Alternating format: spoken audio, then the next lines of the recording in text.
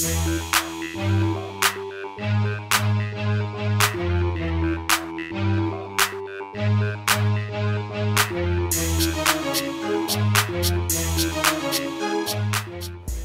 going on, everyone? This is Dr. Dozie coming to you from Unbiased Health Video. It's 2012, so I know everybody has their New Year's resolutions planned out. They're looking forward to actually accomplishing them this year. So I'm here to help you. We're going to start with the 5 most dangerous ingredients that are found in processed food. So the first and one of the most commonly found ingredients is high fructose corn syrup.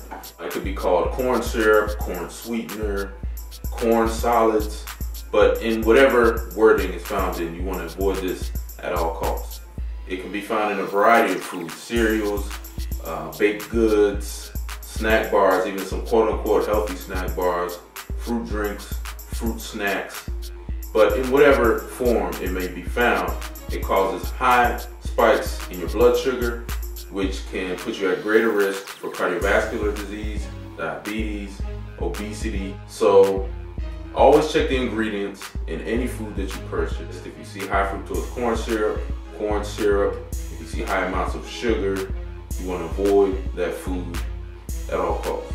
Now, the second ingredient is trans fats. Once again, it comes in a variety of different nomenclatures: partially hydrogenated oils, hydrogenated vegetable oils.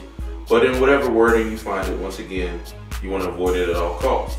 That's found in microwavable foods, some baked goods, fast foods especially. It's even found in margarine.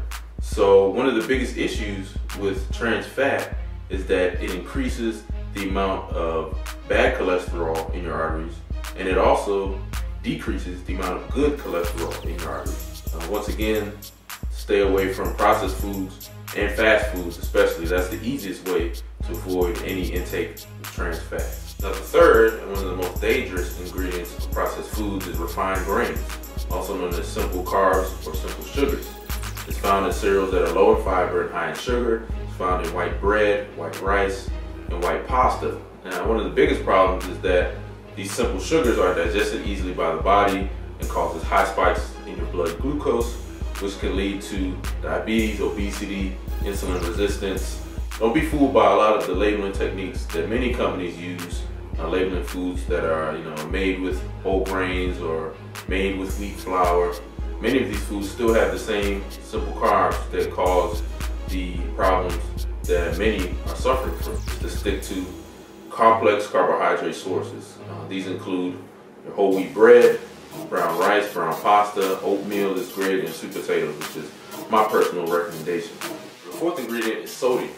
Now, sodium is naturally found in many foods, very natural foods, and is essential for a variety of bodily functions. But the problem with many processed foods is that there's a high amount of additional sodium added to them that can cause a variety of health issues if consumed in high amounts over a long period of time. Now, some of these foods, of course, your fast foods, also some condiments such as soy sauce, very high in sodium, and even your deli meat. Deli meat is also very high in sodium as well. Stay away from fast food, stay away from processed food, and also when you're spicing your food, your meats that you're cooking, be careful with the marinades or the spices that you use, because some of them also have high amounts of sodium. So check the nutritional labels and be sure not to have too much sodium in your diet. So the last ingredient is artificial sweeteners.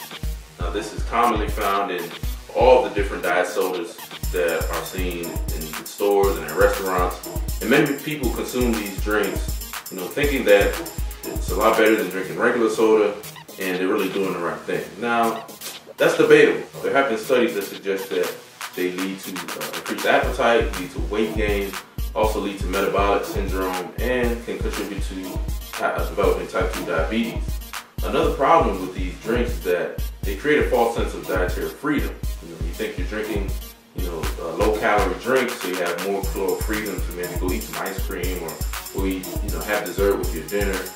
So this can lead to a variety of problems. It could get you off of your diet and take you down a hill that you weren't planning. So the best strategy, in my opinion, is staying away from these artificially sweetened beverages and sticking to natural juices, or just drink water, honestly.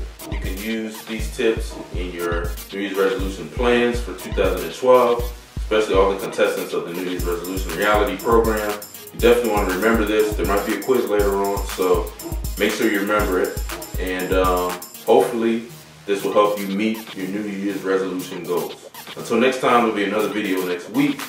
This is Dr. Dozie once again, so stay tuned. Thanks.